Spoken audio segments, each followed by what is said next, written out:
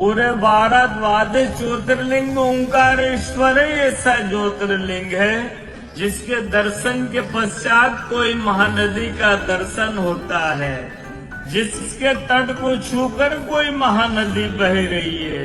आप काशी जाएंगे गंगा जी दूर है, आप उज्जैन जाएंगे क्षिप्रा जी दूर है, आप सोमनाथ जाएंगे समुद्र है, लेकिन ओंकारेश्वर ही ऐसा ज्योतिर्लिंग है जिसके दर्शन के पश्चात कोई महानदी का दर्शन होता है।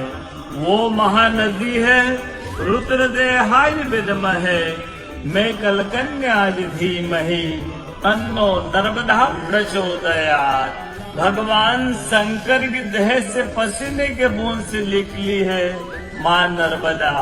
भारतवर्ष में जितनी नदियां हैं सब उत्तर दक्षिण दक्षिण उत्तर की ओर बहती है, लेकिन माँ नर्मदा उदय से अस्सी की ओर बहती है, पूरब से पश्चिम की ओर बहती है। भारतवर्ष में जितनी नदियां हैं उसमें नर्मदा ही नदी ऐसी है जिनके जितने कंकर हैं सब शंकर है।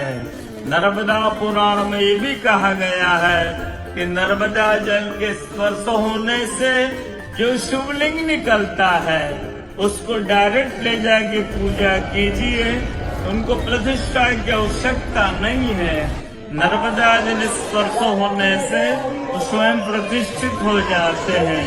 अयोध्या में राम लला जी की जब स्थापना की गई थी तो नर्मदा का 2.5 फीट का नर्मदा का शिवलिंग राम जी के साथ अयोध्या में स्थापित किया गया था। और कहा गया है कि रेवा तटे तबम कुर्यात् मोक्षदायिनी गंगा। कलयुग में आपको तब करना है, नर्मदा किनारे जाइए, और मोक्ष करना है तो गंगा किनारे जाइए। रेवा तटे तबम कुर्यात् मोक्षदायिनी गंगा। तो नर्मदा किनारे एक संत का तपस्या संत का अनुभव बताता हूँ जो वर्षों से नर्मदा किनारे रहे।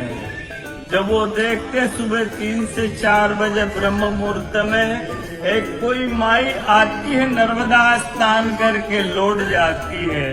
संतों को जिज्ञासा हुई कि मैं वर्षों से इस माँ को देख रहा हूँ, नर्मदा स्नान करके लौट जाती है। संत ने कहा कि कल मैं माँ से पूछूंगा, स्नान करके लौटेगी। वो माई सुबह 3 से 4 बजे ब्रह्म मुहूर्त में स्नान करके लौट रही थी। संत ने देखा माई स्नान करके लौट रही है। संत दौड़ते गए माँ को साष्टांग दंडवत प्रणाम करके पूछा है, माँ मैं वर्षों से आपको देख रहा हूँ, अब नर्मदा स्नान करके लौट जाती है, माँ अपना परिचय दीजिए। तो माँ अपना परिचय देती है, मैं गंगा हूँ, कलयुग में शुद्धिकरण के लिए नर्मदा स्नान करने के लिए आती हूँ। बोलो गंगा मैया की नर्मदा मैया की, ओंकारेश्वर भगवान की, आज के कथा के आनंद की, भक्त और भगवान की।